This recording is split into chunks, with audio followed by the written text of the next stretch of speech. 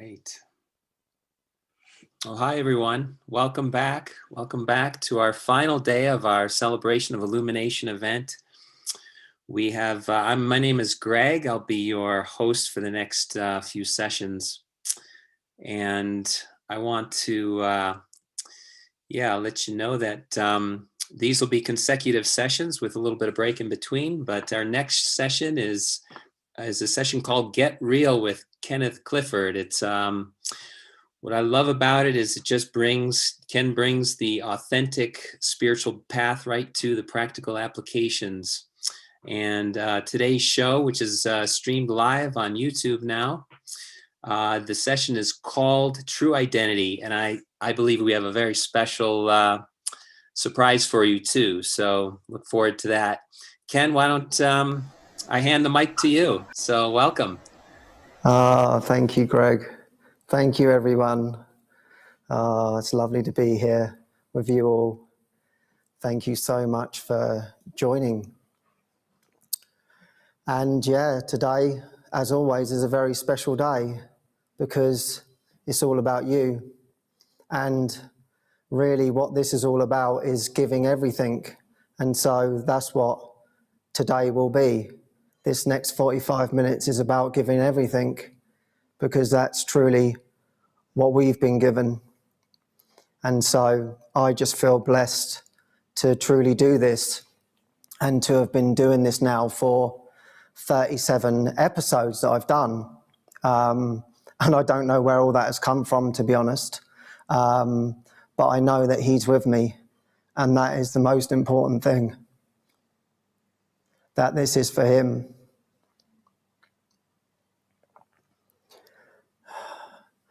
And, you know, this is not planned. I haven't planned anything because, you know, he is the plan.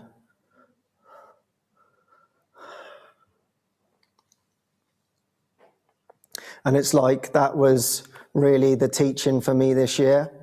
It was funny because I been thinking about it, and at the start of the year, the lesson that was being drilled into me was in my defense.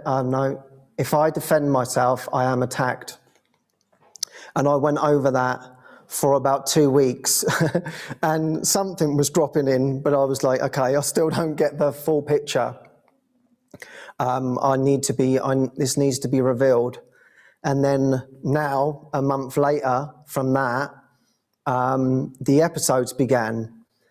And really what the whole thing has been about is it's not your plan, it's my plan. Just get in the chair and do what you've got to do. That's the end of it. And so that has taken a lot of trust because of course I prefer to plan, and like, how on earth am I going to sit here and share something? And he's like, no, I've got it. I've got you.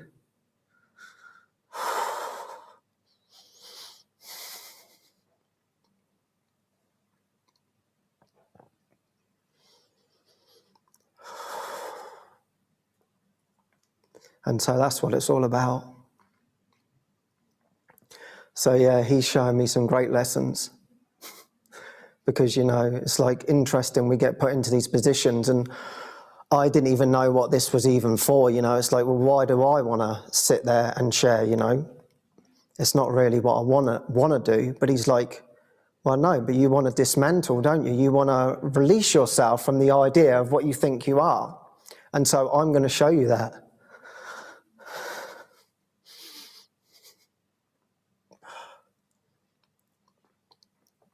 And so that's what he does. When you say yes, he shows you something new that you don't know. Because you're nothing without him. And that's the truth.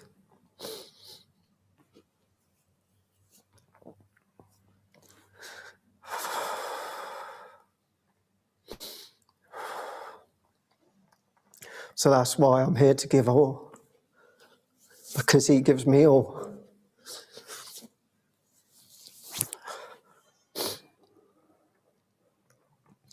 And he has nothing but love.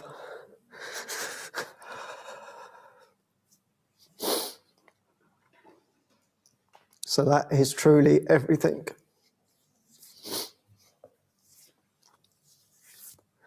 No matter what you think you've done, it's nothing.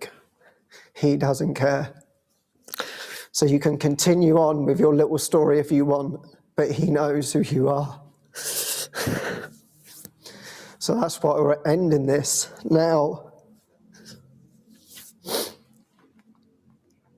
Because we're not interested in your story any longer. And he does not care what you think you've done, what you think you've made. He knows who you are, and he's going to do everything to reveal that to you.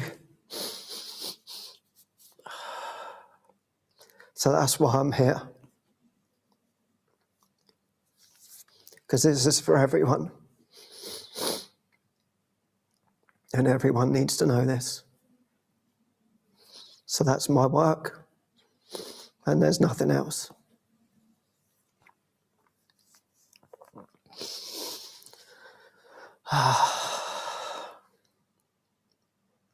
And it's like, you know, I love the movie Revolver, and it's true. Where you don't want to go, that's where you'll find him.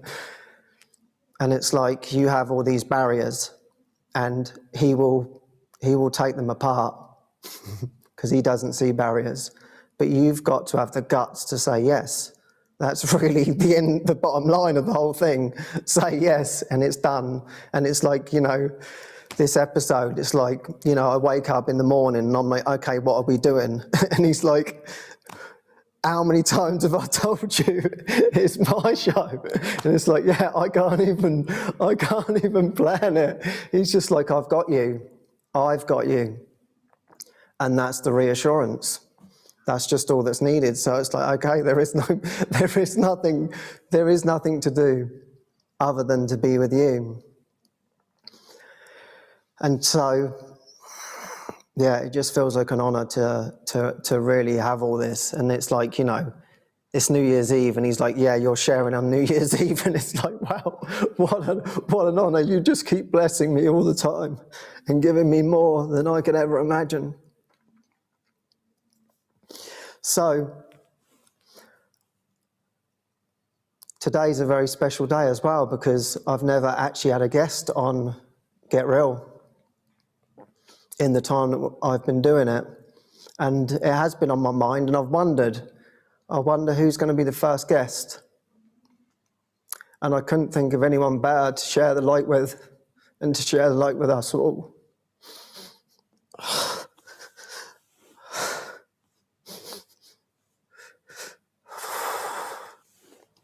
So I'd like to welcome David to the set, and ISO.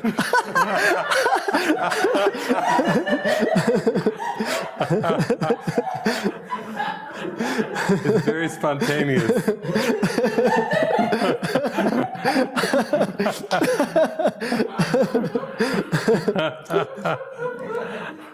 We had an expert visitor on the guest. So it's like, I'm here too. Yeah. I am the light. He was like meditating in my lap while Ken was speaking. Yeah. And he just felt so drawn to walk across your lap.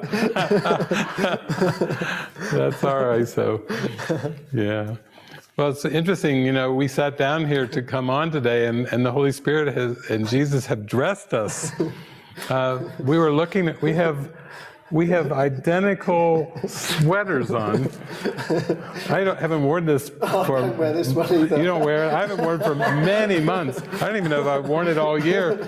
And it just shows you how involuntary everything is, that we're dressed like the Bobbsey twins. We both have a little bit, not much hair.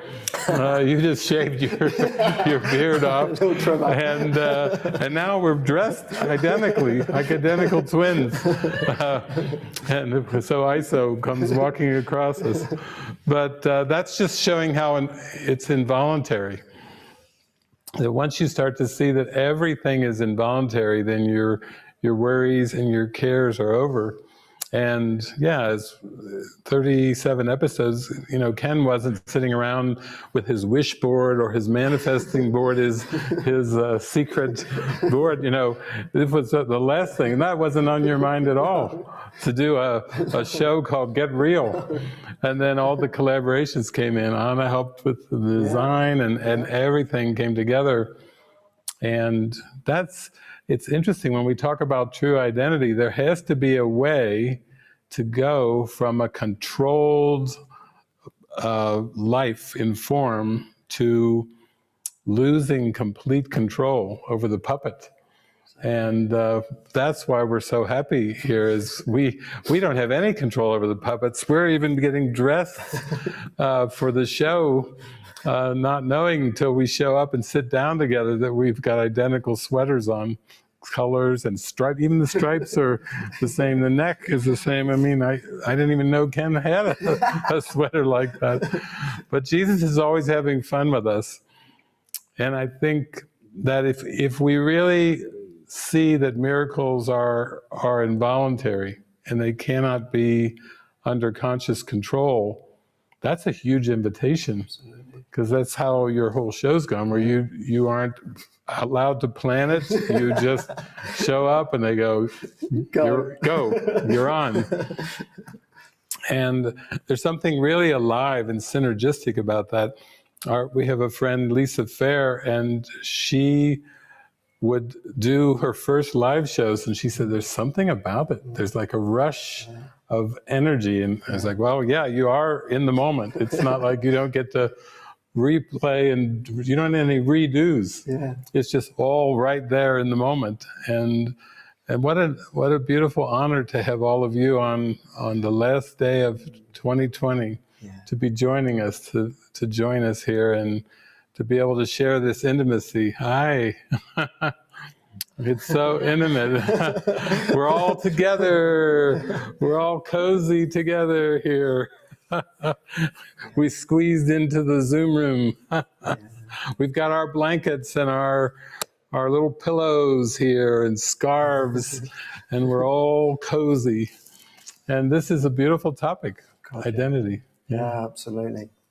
Yeah, this is it. I mean, when I was listening to everybody and all the sharings that have gone on, it's like, well, yeah, really, it's about the true identity. And it feels like this is the most important time now for that. We are following these deep teachings, and he is leading that way. And he's saying, you are that light. You are the celebration. You are the illumination. And so what are you waiting for?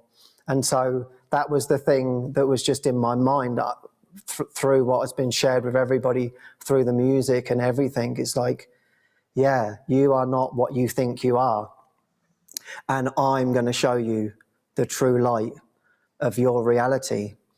And basically that's what the course is teaching us. And so whatever that takes, I'm going to do.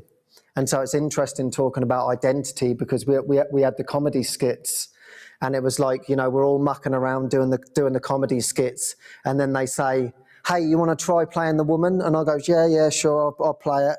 So I play it, and they go, yeah, you're gonna do that now then. And I'm like, yeah, sure. Yeah, I'll do it. And then the next minute I'm thinking, hold on a minute. They're saying I'm going to be playing a woman in front of 500 people. Oh no, there's 1,000 people that have signed up for this event. There's 1,400 people have signed up for this event. And you're going to be dressed as a woman. And we're going to put it out on YouTube and all of that lot. It's like, yeah, that's what we're going to do. That's what's happening. And it was when Frances said it to me, I just said yes. You know, she said, hey, you were the best. You played a woman. I just went, yeah. And I thought, what the hell have I just said, you know? It wasn't until I went back down to my room, I'm like, hold on a minute. I've just said yes to playing a woman. Okay. So then, obviously, then the deep prayer comes in, because I thought, well, clearly I felt it. And it's like, well, listen, it's obviously your plan, as we spoke about. So clearly there's some sort of dismantling that's going on here.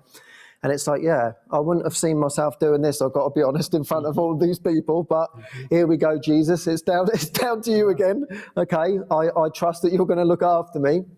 And so we'd done a bit of rehearsing, and then finally it comes up to you. I said, well, listen, I'm dressing up for the one day and that's the end of it. So let's get through this. There ain't going to be no retakes or none of that business. So, all right, fair enough. So they granted that to me. And then it's all of a sudden, I've got Susan and Anna coming down to my room with women's clothing and bras and all of this business. And I'm just like, what the hell am I doing? So, but I do it, and yeah, it was actually really beautiful. I had a really great time. It was just fun, and the girls were like, pointing him in the right direction, like, oh, you've got to mind your dress, you've got to mind your hair, and all that lot. And they're just like, really like getting me into it, like how I'm supposed to act. Like, no, don't sit with your legs like that. Like, okay, then what am I? And then I'm messing around with this bra. I'm like, God, I feel so grateful that I've been seemingly given this man's body, because this woman's body is really, really difficult. So I was having a lot more empathy for what women go through. I was like, you do this every day. My God, this is a nightmare.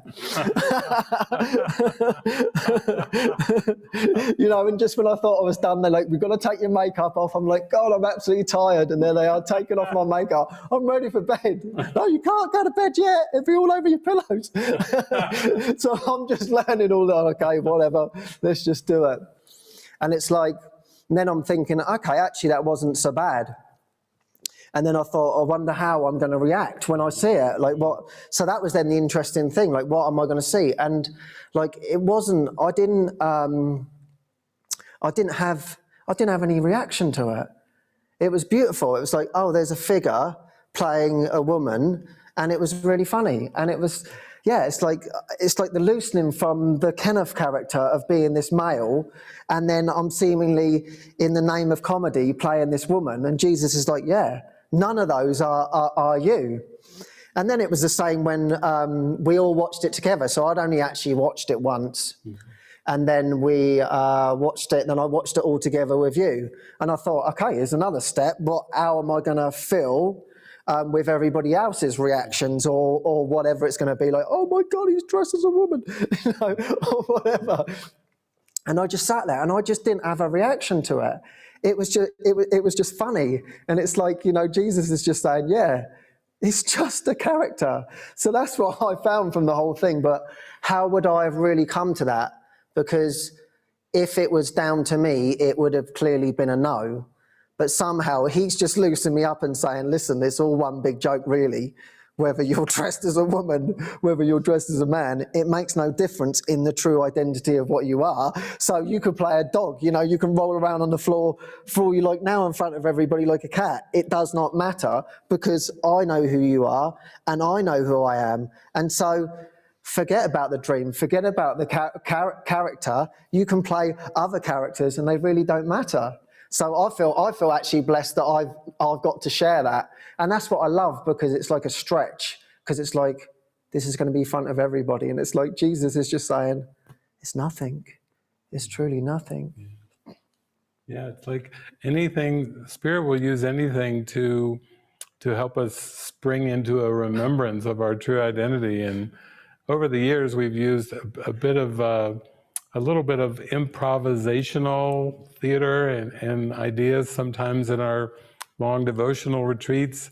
One year in the mystery school, we decided to put goggles on, and we used virtual reality. People came from mystery school and they had to put these goggles on, and then the computer generated situations like walking the plank and all kinds of things, where it appeared very real as they were looking through the virtual reality goggles, and they got to face all their fears, the fear of height or the fear of different things happening.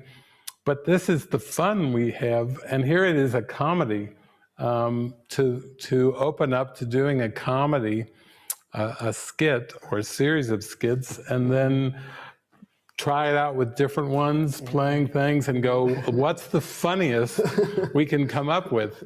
for the whole universe. What's the funniest skit? A holy relationship pill for the partner that doesn't want to go there. And they were telling us, I think JP was saying, he had like 17 pages of chat where once that came up on the skit, people were typing in, where do I get my pill? I need a bottle of those pills.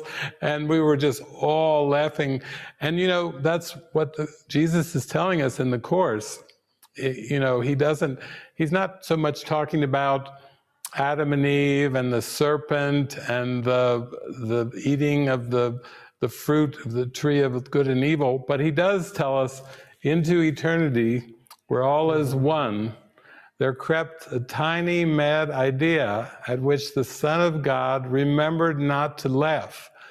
That means that was the only problem, was taking the ego seriously. It wasn't the ego itself, it was taking the ego seriously.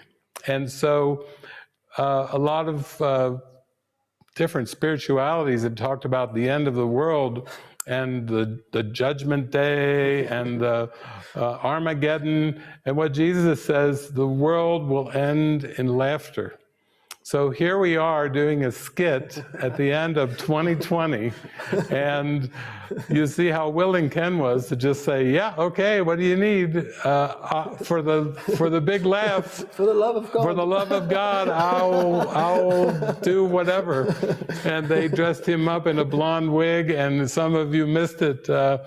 Yeah, that was beautiful. And we really did laugh. I mean, I was in the room, everybody was just laughing so hard. And that's part of the mind training, of learning not to take anything serious.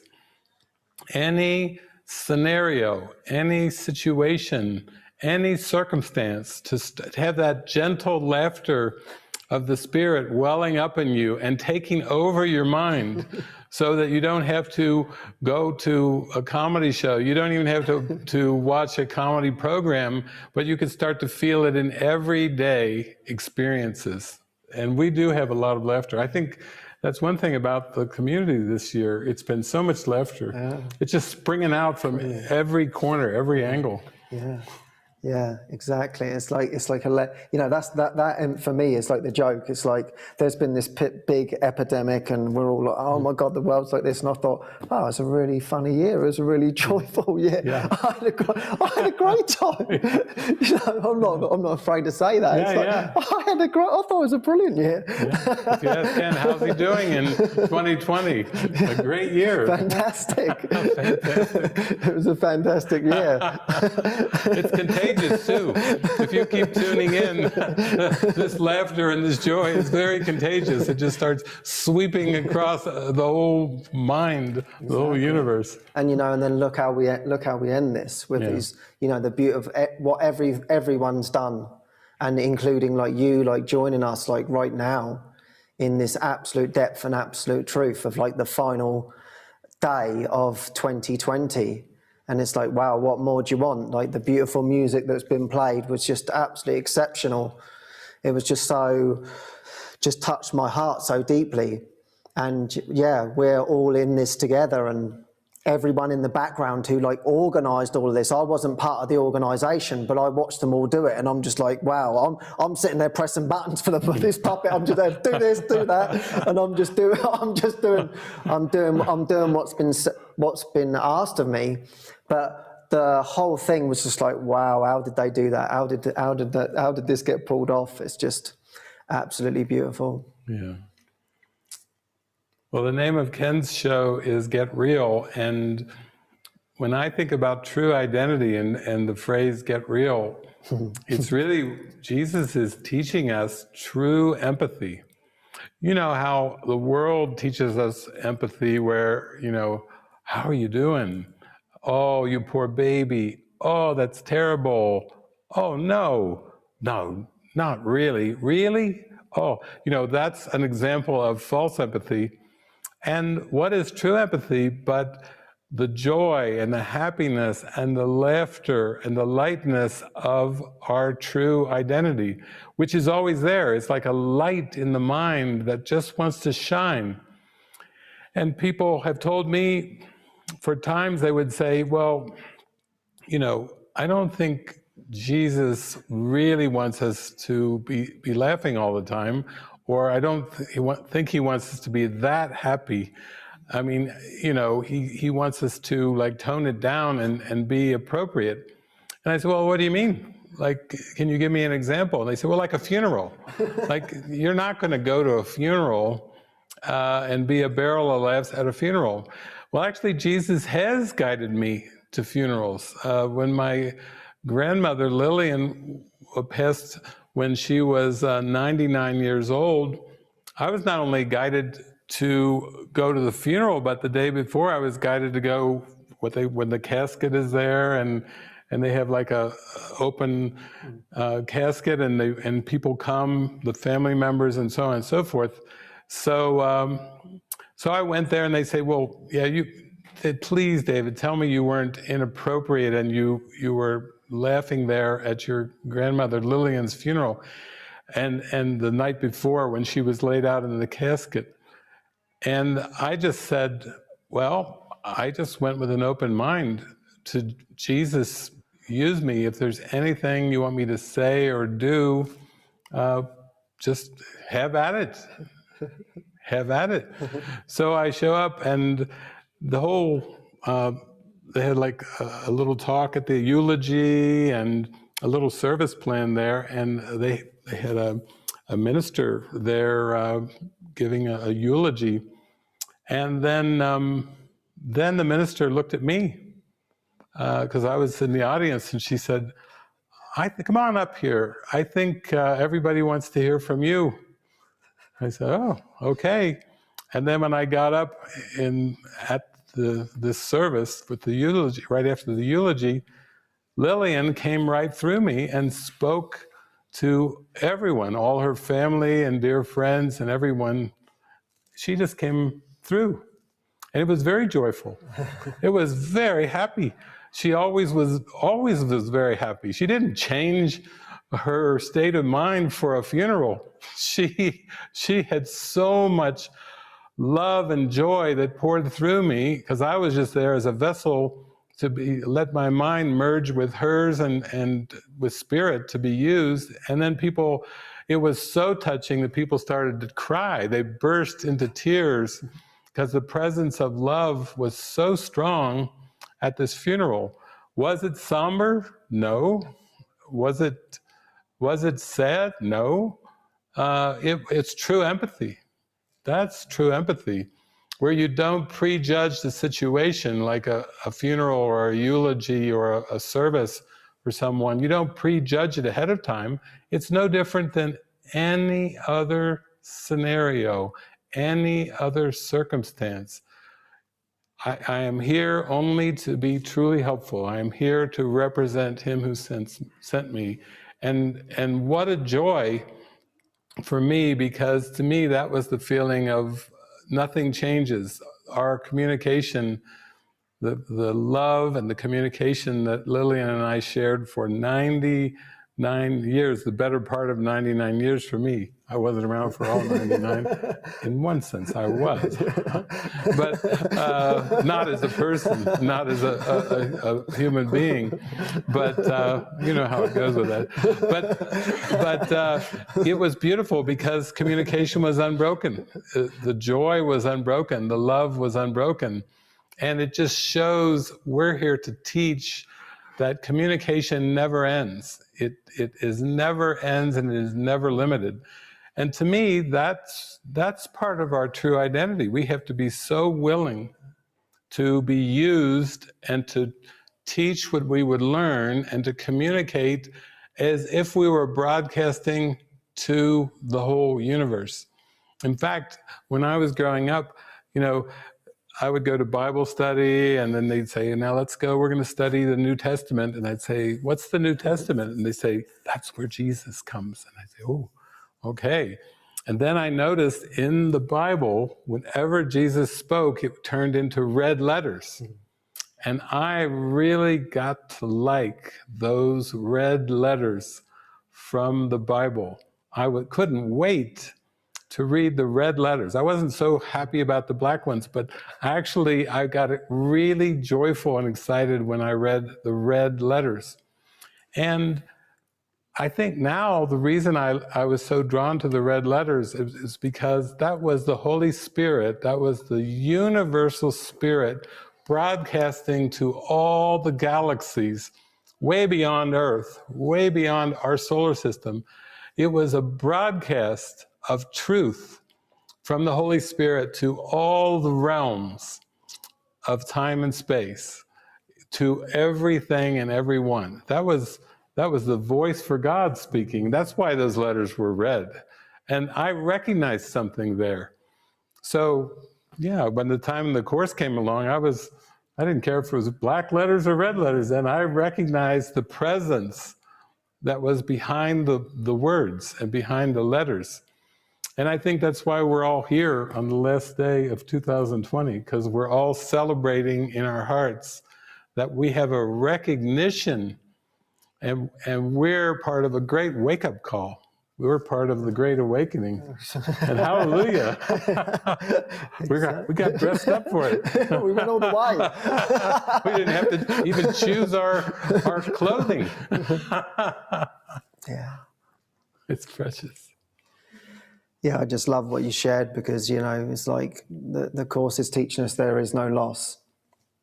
And that seems like a huge thing. And just as you were sharing about your grandmother, my great uncle Eric, he died this year, and so they're all in England, and I get the message through, and I feel nothing but joy. I'm like, oh, that's beautiful, you know. Yeah. And it's just the same as any other message, like, oh, bless old great uncle Eric. He was like 98 or something like that, and I felt this joy. And there was a part of me, it was like, surely I should be feeling something else, but I wasn't.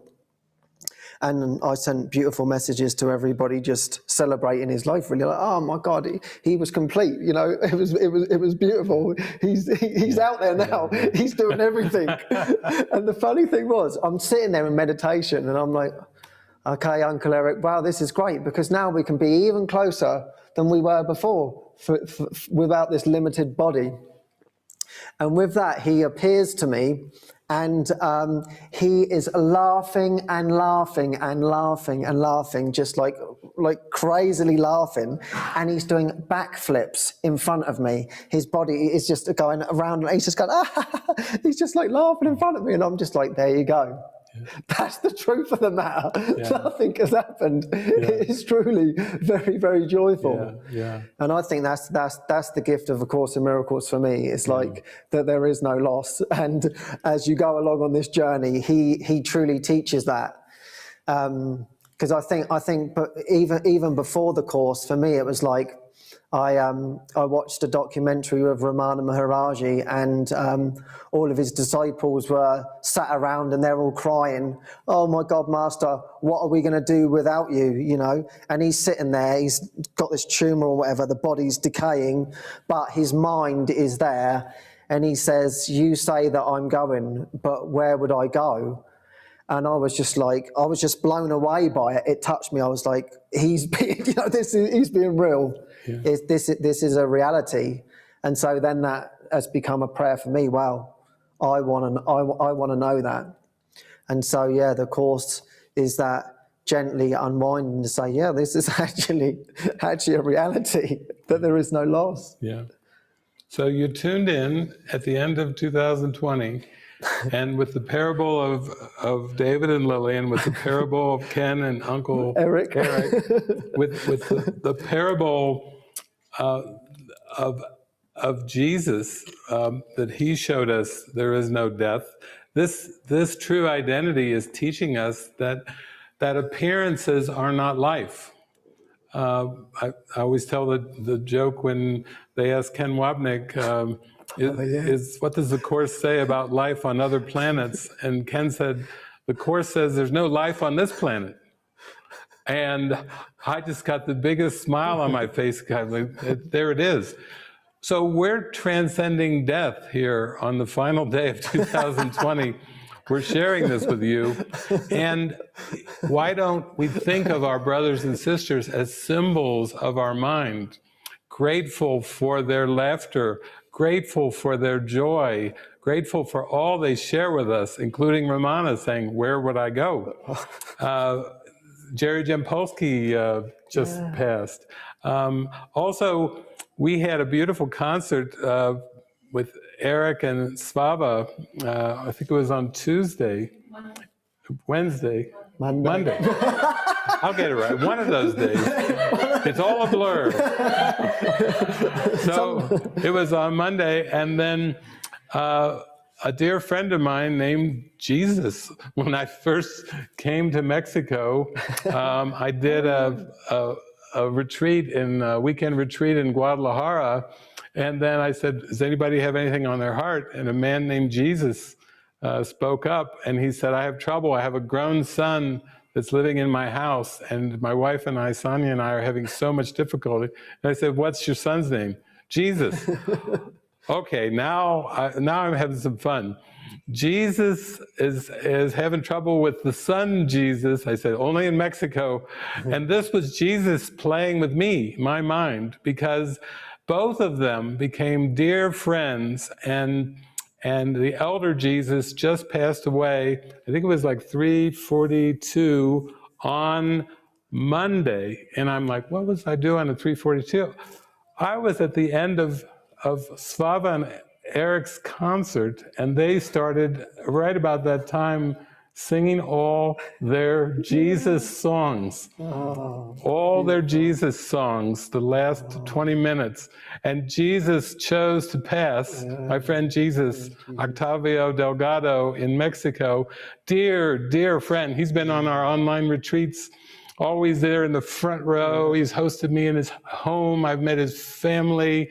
He welcomed me to Mexico. He came down here many, many times, and he chose the time to make his exit from this world as Eric and Svava were cranking up with the Jesus song, Hillsong, Oceans, Christ is enough. You know, I mean, there they were, and he was having a party with us, and this is what death of the body it could be. It's really, the death is the ego in the mind, is the ego belief system. So you don't have to worry about death of the body, because the body is just a symbol, it's an image, it's made up. It's the ego belief system that's the death. That's why everything we talk about is learning to laugh with the spirit, learning to join with the spirit, because the spirit knows that the ego is not real. That's what Jesus meant by, I have overcome death. He had transcended the ego belief system. Be of good cheer, he said in the Bible, for I have overcome the world. There it is again. He's saying the world and the ego are the same. It's just a belief system. It's not a concrete reality. It's just a belief system. It's a tiny, mad idea. And that's why we're grateful for the symbol of Jesus. He transcended that. Absolutely. That's what we do these shows for. We just show up. We don't know what we're going to say.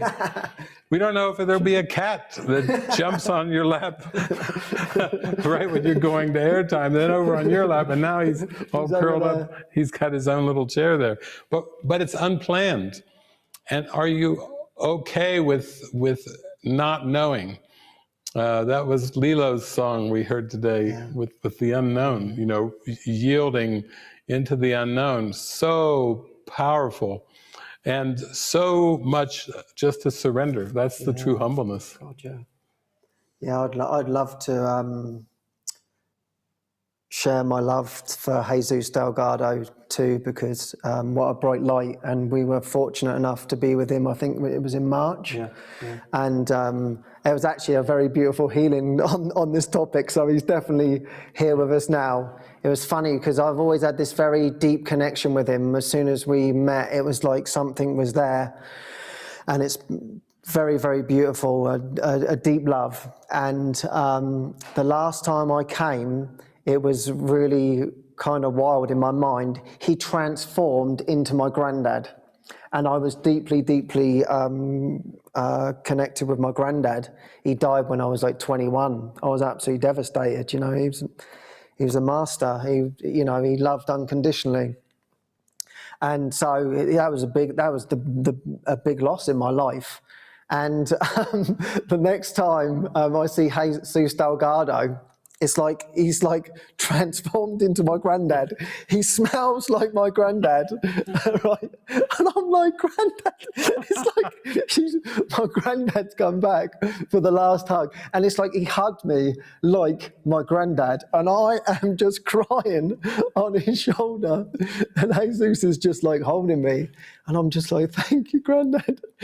And it was like, you know, granddad came back in form. To come and give me a hug the last time that Jesus would be with us, you know, and then he's gone on his way just to bless me. So it's just, it just shows the depthless reality. It's like granddad's appearing in another body. We just get tears of joy when we think about these people. And like Ramana said, where would I go? Nobody goes anywhere.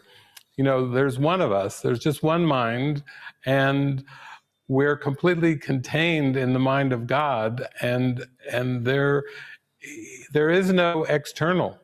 You know, Jesus says in the Course, mind reaches to itself, it does not go out. You are within it, and it is within you. We have nothing in the world that even resembles the unity, the oneness of the mind. Because everything the five senses show are showing us separate images, separate objects, separate colors, separate smells, separate taste, separate touch. Basically, the five senses are in cahoots with the ego. The ego made the five senses. Oneness creates one. And it doesn't create five. You don't get five from one. You know, it's kind of like the mathematics. 0 times whatever number is still 0. And the oneness of God is still the same. A lot of us have grown up with the metaphor of like a hologram. I remember when they first started talking about it, and I was hearing about holograms, that they were saying, the whole is contained within the part. And that's like a mind bender initially. What do you mean the whole is contained in the part?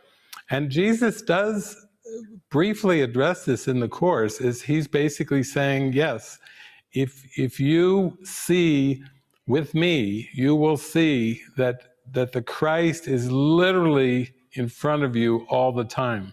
Literally, not figuratively, literally.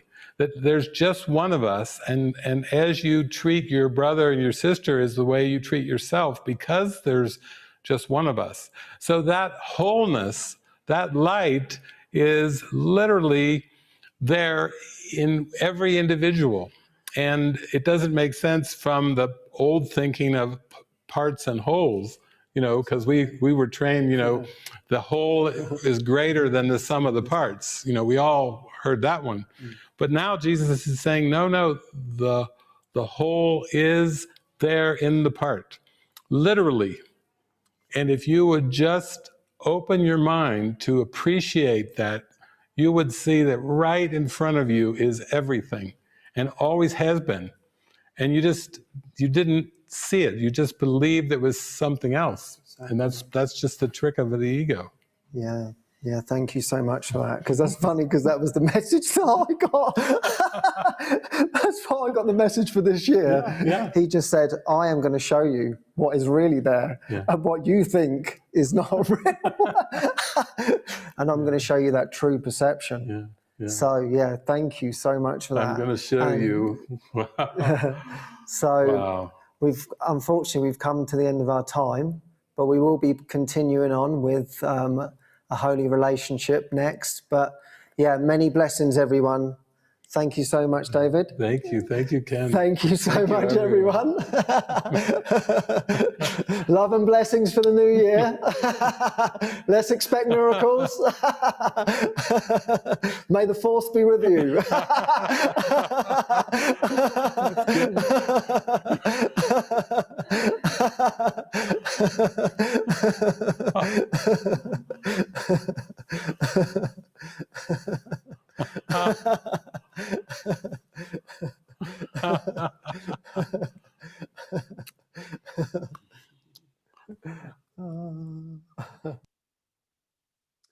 Oh, wow. Well, thank you, Ken. Thank you, David. That was some bursting energy there. It was beautiful. Yeah, authentic. Yeah, well, thank you, guys. We're going to take a little bit of a break here, 15-minute break. But before we just go into an intermission here, I want to share with you about this weekend's retreat. It will start tomorrow evening in the US time. There are first-time discounts. There are other kinds of discounts there as well. So I invite you to click on the event page to find out more information about that. You can see that right now in the chat below. So coming up after our little 14-minute break or so, we'll have a relationship panel, which will bring some more practical application and some experiences of having a relationship, a committed relationship within the community, using all our tools that were given to us, no people pleasing, no private thoughts, and just a community as a backdrop for healing. So thank you all for joining with us. And we also have a dance party after this relationship panel. So you might want to hook up your speaker systems to whatever system you have through Zoom. So enjoy your little rest, and we'll see you in just a short while. Okay, now, bye-bye. See you soon.